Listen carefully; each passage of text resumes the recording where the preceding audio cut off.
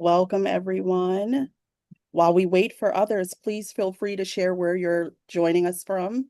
Let us know your name and where you're joining us from, as well as where you're working.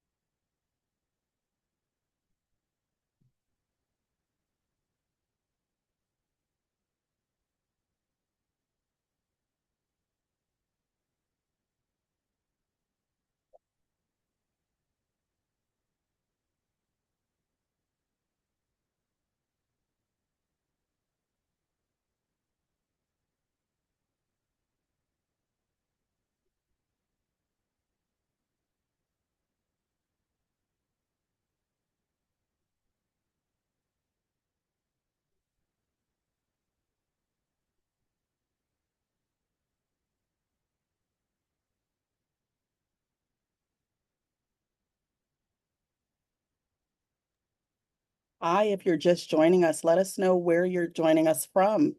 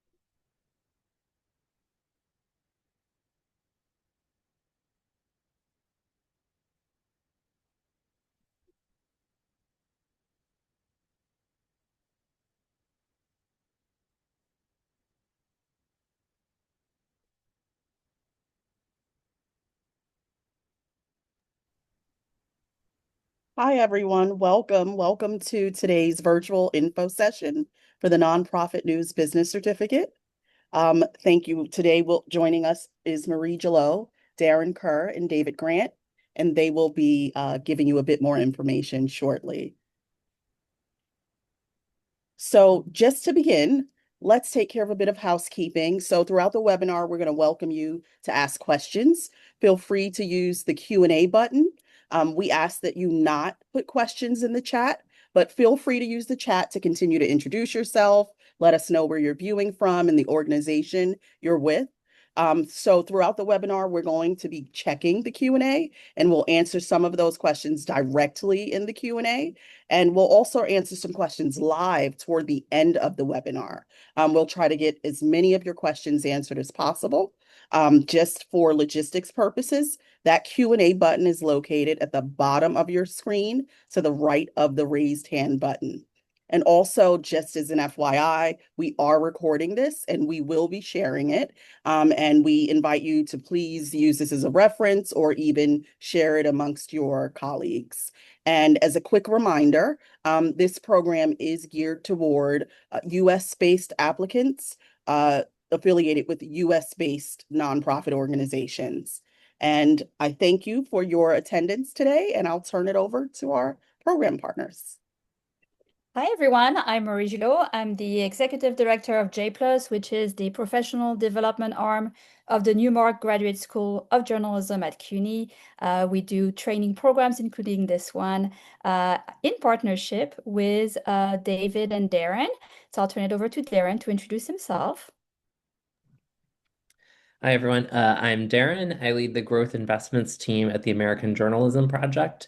And so my role is really thinking about what types of investments we're making in nonprofit newsrooms across the country, and in particular, thinking a lot about the talent that is in those organizations. Howdy, everybody. David Grant coming to you from Reston, Virginia, just outside Washington, D.C. I work with Blue Engine Collaborative, which is a coaching company, and we've had the honor to work with a lot of people here in this chat. So hello, Sue. Hello, a lot of other friends I've seen pop through there so far. Misho, Tyler. We're really excited to be a part of this on the coaching end of things, helping you all build some really great projects and do some really great work. Thank you all. So we will be here with you for about 40 minutes now. This is what we are trying to cover today, in addition to answering your questions. We're going to talk about program dates and the curriculum, what makes an ideal candidate, how to apply, and the deadline for cohort 2 of this program. We'll talk about scholarships. I'm sure you have a lot of questions about that. And again, please use the Q&A function in the Zoom for your questions. So I'll turn it over to Darren to explain why we created this program. Thanks, Marie. So one of the things that we've been thinking a lot about at the American Journalism Project is essentially, as we've worked with newsrooms, we've worked with about 50 newsrooms across the country, and one of the things that we've really seen is the dramatic need for really strong leadership in all of these organizations at the top levels. And in looking at that, we've seen that leaders of these organizations need really strong fundraising skills. They need really strong strategic planning skills. They need really strong, like leading a nonprofit organization that is focused on journalism looks a little different than leading your average nonprofit, or looks different than leading a newsroom that might be for-profit or legacy or something like that. And so we were really interested to partner with CUNY and Blue Engine on helping design something that's really focused on folks who are coming into this industry from a non-traditional background, and ensuring that they're able to get the expertise that they need in these various different areas of you might know fundraising, but you don't know fundraising for journalism, or you might have a lot of expertise in finance, but you want to better understand how this relates in a journalism context. And so we're really excited to partner here to help design this program that's really focused on that. And I think you can see here on the screen some of the things that we have already seen the first cohort is getting out of this program. So they have a really strong network with one another. They're starting some great projects. And they've gone through several sessions on really thinking about their business management skills and their own leadership of an organization. Thank you, Darren. So let's talk about the timeline for cohort 2. The applications are open until July 11th. And then we are expecting to give people some answers around the beginning of August. The program itself will start with a virtual orientation, so like a Zoom get-together on September 25th. And then we have a very important in-person kickoff in New York on October 2nd and 3rd. That's a Thursday and a Friday. So this is mandatory. I'll say a little bit more in the next slide about this particular kickoff session. But just check your calendars. If you cannot make those 2 dates, if you cannot make a trip to New York in those 2 dates, maybe consider applying for cohort 3 instead of cohort 2. See if it works better for your schedule. After this in-person kickoff, we bring everything online for the bootcamp. That's the phase of the program that is classes, online classes, weekly between October 14 and December 16. This will be every Tuesday between 11 a.m. and 1 p.m. Eastern Standard Time. Then we'll take a break for the summer holidays. And then we'll start 6 months of the project phase between January and June of 2026. That's when there are no more classes, but rather you meet with your coach, with your Blue Engine coach, to work on your project. And we'll talk about the project in a few more slides as well. And it all ends sometime in June 2026 with final presentations. That's when you present what you've been able to accomplish to the rest of the class and continue on. So the in-person kickoff, again, this is mandatory. Why? And here you can see some pictures from the cohort 1 kickoff, which took place earlier this year. As you can see, it's very fun and interactive. Everybody is at the school here in New York. But more than just being fun and everything, we'll have some foundational classes in addition to hands-on workshops. So you cannot miss this. We'll talk about strategy, we'll talk about finance, we'll talk about agile methodology. The good news is that your travel and lodging will be covered. We have stipends thanks to our funder. So your hotel and travel to New York will be covered. But again, check those dates, make sure that you can make those. The bootcamp, meaning the classes portion of the program, will cover a few very important subjects when it comes to the business side of news. In particular, sorry, I have different windows here in front of me. The major trends affecting the local nonprofit news space, setting your strategy and the anatomy of a business plan, finance and budget and the demand curve, earned revenue, reader revenue, that type of thing, local news, operations, data-driven decision-making, fundraising and pitching, cultivating major donors, stakeholder management, marketing and communication, and AI for business efficiencies, which cohort 1 just went through this week, and we're very excited about. Oh. Then I'll turn it over to David to say more about the phase after the bootcamp, which is the project phase. So you learned all this great stuff. You've talked to, had a lot of really good interactions with other really smart news leaders, and then you're going to spend some time putting this new knowledge and new connections to work. So you'll choose a project, a business project related to the sustainability and growth of a nonprofit news organization. This can be an organization you're working in today. This can be a contribution you want to make in the future, but most of the folks that we have in the program right now are working on projects at work, right? They're things that they need to get done that are big issues for their organization, and they're using this time to make a real practical impact on their day-to-day lives. Over that 6-month period, there will be a monthly coaching call with a dedicated coach who will help you sort of, make progress on this project, and then, access to that person on an asynchronous basis through Slack. So this is put together to set you up for success, right? That you have a guide to help you put all the great things that you've learned up to this point into practice to help advance your career inside your company, to land a really big, opportunity inside your organization, and have a really good time doing it. So we really look forward to this. The folks in the first cohort are about to kick this off here pretty soon, and very excited to see where they go. Thank you, David. And then maybe Darren and David, you can say a few words about what are we looking for in a candidate? Yeah, I mean, so you can see up there that we essentially have two kind of scenarios that we're looking at in terms of the people that we're looking for. So someone who is currently leading a nonprofit or otherwise newsroom and really thinking of they want to transition into nonprofit news and they are excited about improving some of their management business skills, et cetera.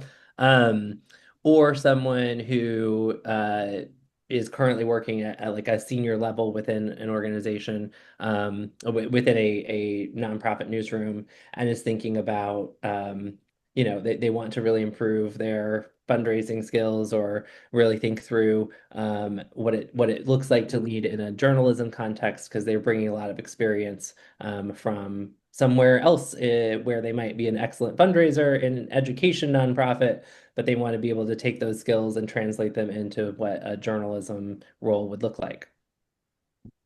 David, Yep. what do you want to add to that? I just said, I mean, I think we've often got a lot of questions around like, well, if I'm outside the space and looking to get into it, am I, am I eligible to apply? Yes, you're eligible to apply, right? So, but we're talking about here ideal candidates, like who will be the strongest case, right? These are the types of folks that will have the most to share with other folks in the community. And I'd say if you look at the current group of leaders, that's a very good I think like balance of the types of folks that will do very well in this program, right? So I'd encourage you to check that out. And I know we already answered this for one gentleman in the chat, but yes, this is a U.S. only program, so it's we got a lot of edge questions the last time around. Well, I live here, but I'm planning on moving, et cetera. It's like, yes, those are possible scenarios, but again, there will be lots of people that are an ideal case, right? And so we think you'd be much stronger to make the move and then try to come into this program, right? So that just to be very clear about this, like these are the types of folks that we think will be most successful going through this process. Yeah, and we always have edge cases and we discuss them, but they don't Right. all make it. Great, thank you very much. So how and when to apply? So we will only consider completed applications, so make sure that you fill out the entire form and submit. It's not a huge application. It will require a resume and contact information for 2 references who know you on a professional basis, and the deadline is July 11th. So uh, there is a real possibility because we received so many applications in the first round, about 100 for about 15 spots, that some of you who applied in the first round want to do it again, want to try again. It's totally fine. And in fact, on the application form, there's a question at the very beginning that says, "Have you applied before? Do you want to apply again?" And then you can ask us to reuse your first application, or you can do a completely new application if you've already applied.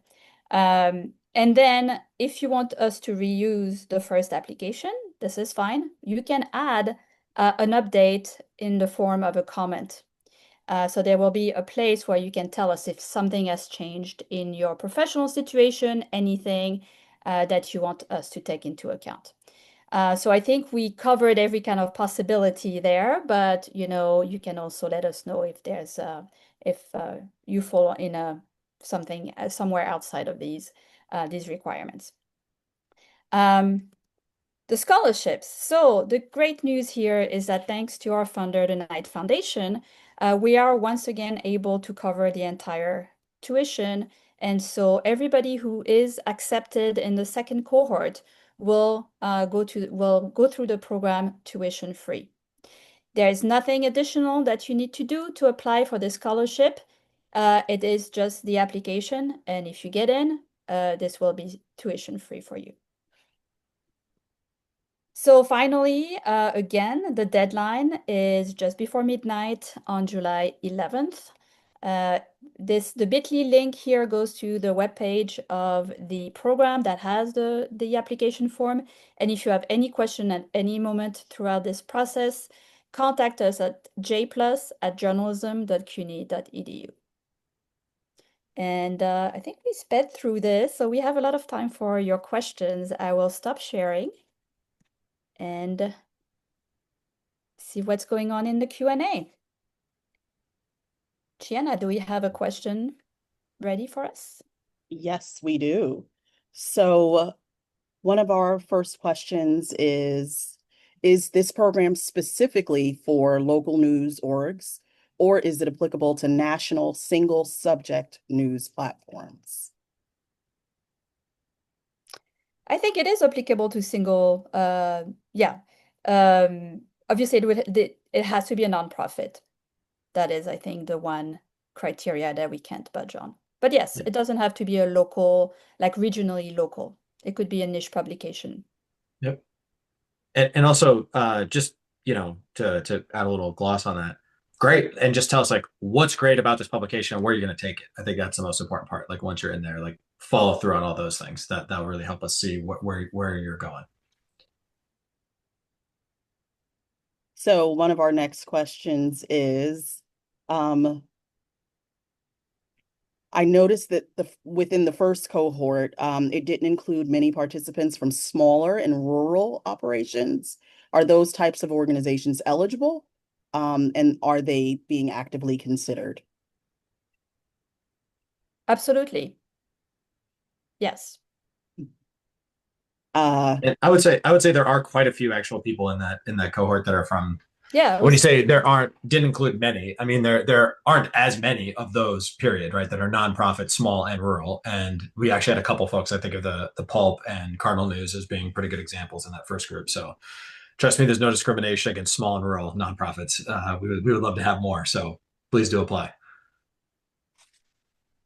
and we have a question from Tara. Will you consider candidates from press associations, which can add value to their organizations and have access to work on nonprofit news sites that are already in development or can be started during the project period of the program? we have a lot of questions from support organizations that are not directly newsrooms, and we tend to say no. Because this is really meant for nonprofit news providers. Anything to add to this, Darren or?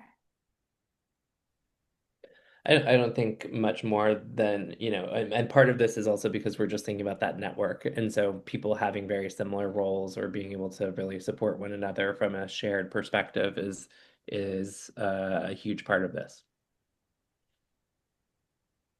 So Tyler asks, how is cohort one going? Is there anything we've learned leading this cohort that we may consider approaching differently for the second cohort? And his example is AI with it evolving so quickly.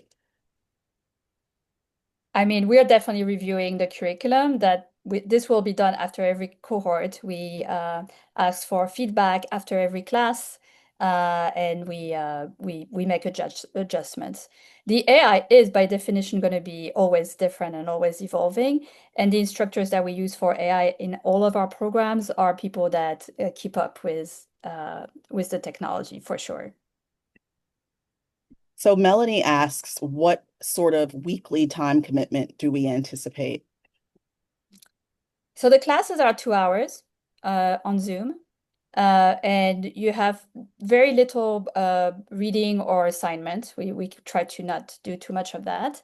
And then you have to start thinking about your project. So during the class time, I think it'd be like 3 hours max per week. And then during your project phase, then it really depends on the project. And then that's something that you work on with your coach.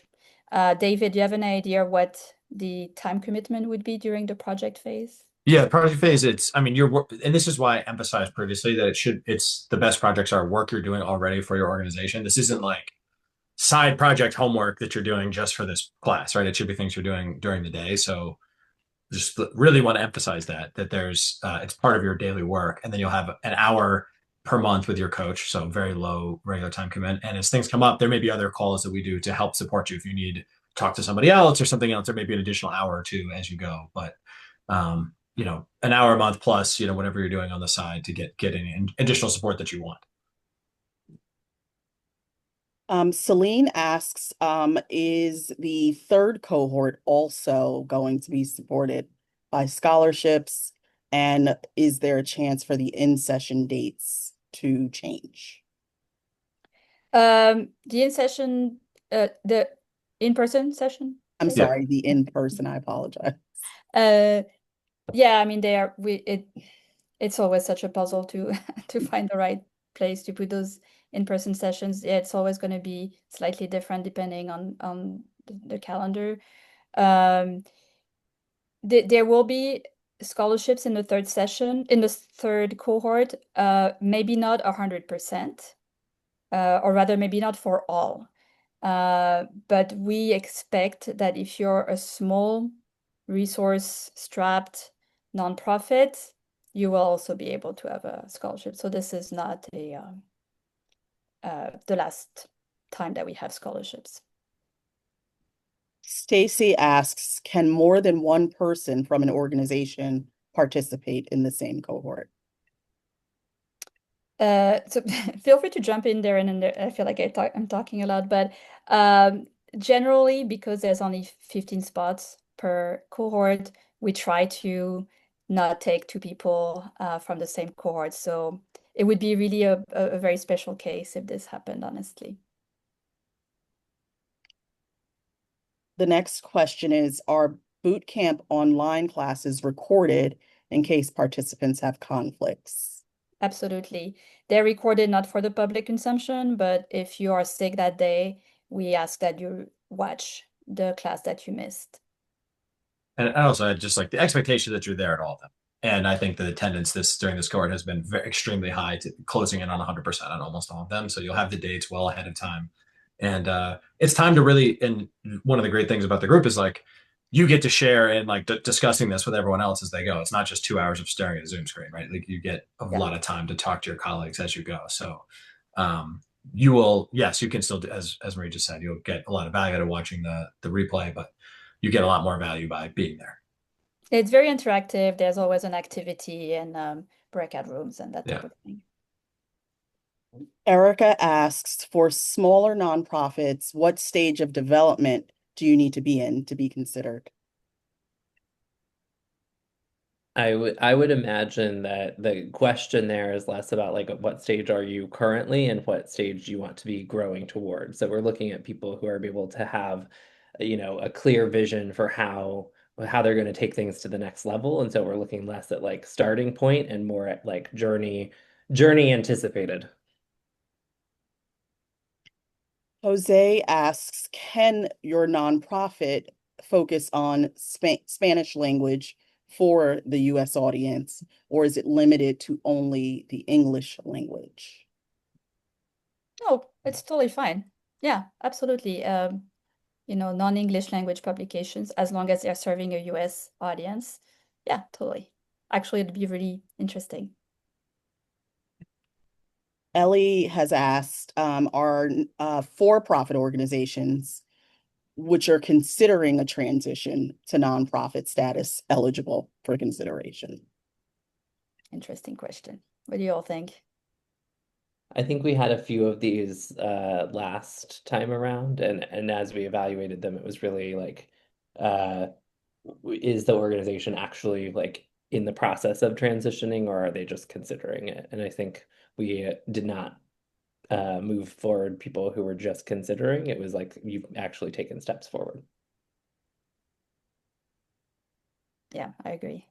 And that goes back to ideal versus eligible, right? Like, yes, you can talk about that, but it's going to be hard for you to knock somebody else out who's in it already and doing it. Just to be quite direct about it. Patty asks, are mid to late career journalists encouraged to apply? Absolutely. Absolutely. I put in the chat there. Well, we'll tell the people that have like had 20 plus careers already, 20 plus year careers already that, everyone says they look very youthful in the application. So, yeah, I mean, without jokes aside, like, yes, I think one of the great joys of the whole group is that there are people of different experience levels. There are people that are just joining and there are people joining from other fields. There are people coming in this from, that are CMOs and people have never run one Facebook ad in their life. So I think that's part of the magic of this whole thing is like all these people coming together to share from different worldviews and lots of lived experiences. So please do apply. Yeah, we all still have a ton to learn, right? We have Celine asks, Do we have dates for the third cohort yet? So if it'll probably be early 2026.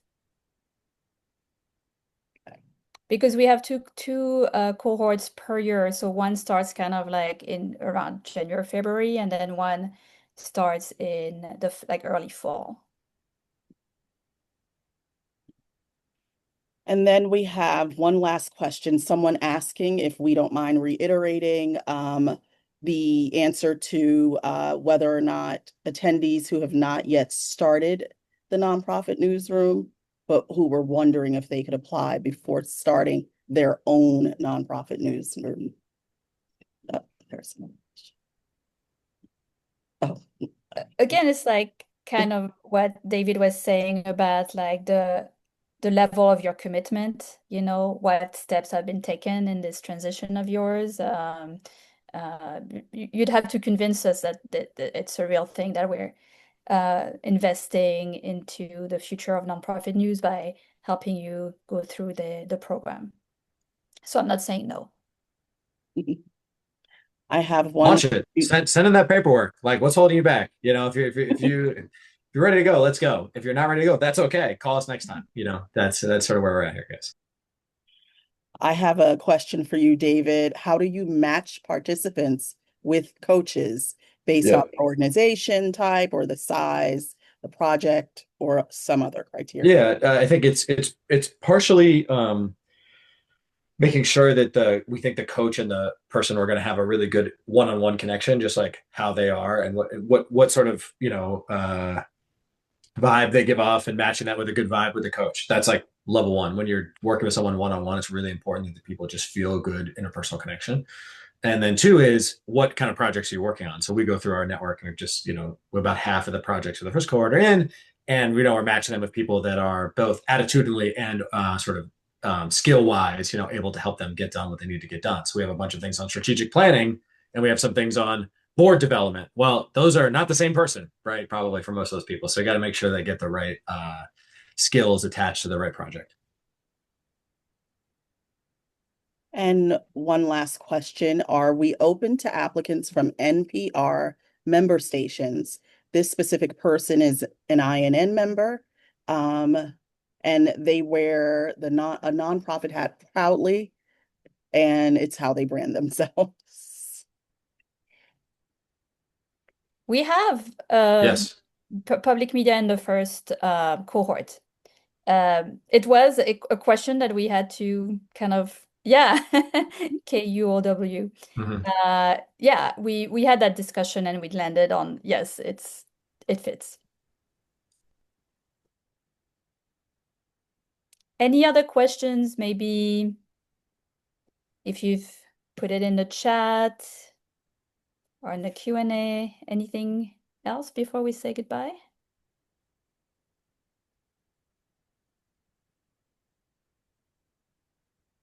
I'm looking quickly at the chat. It seems like there are no more questions. Great. Well, as I said before, email us at, Luciana, do you want to put the email address in the chat? Yeah. Thank you. jplus@journalism.cuny.edu.